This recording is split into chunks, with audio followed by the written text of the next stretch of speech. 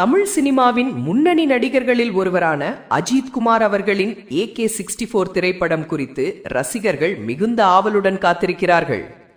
இயக்குனர் ஆதிக் ரவிச்சந்திரன் இயக்கத்தில் உருவாக உள்ள இந்த படத்தில் தெலுங்கு நடிகை ஸ்ரீலீலா நாயகியாக நடிக்க உள்ளார் என்ற தகவல் ஏற்கனவே வெளியாகியிருந்தது.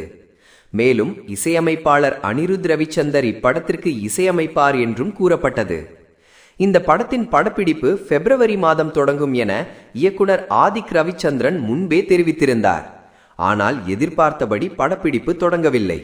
அது மட்டுமின்றி படத்தின் அதிகாரப்பூர்வ அறிவிப்பும் இன்னும் வெளியாகாததால் அஜித் ரசிகர்கள் மிகுந்த ஏமாற்றத்தில் இருந்தனர். இந்த நிலையில் தற்போது வெளியாகியுள்ள தகவல் படி நடிகர் அஜித் 2027ஆம் ஆண்டு வரை எந்த புதிய திரைப்படத்திலும் நடிக்க வாய்ப்பில்லை என கூறப்படுகிறது. காரணம், 2026 மார்ச் மாதம் முதல் 2027 ஜனவரி வரை உலகின் பல்வேறு நாடுகளில் நடைபெறும் கார் ரேஸ் போட்டிகளில் அஜித் குமார் கலந்து கொள்ள திட்டமிட்டுள்ளார்.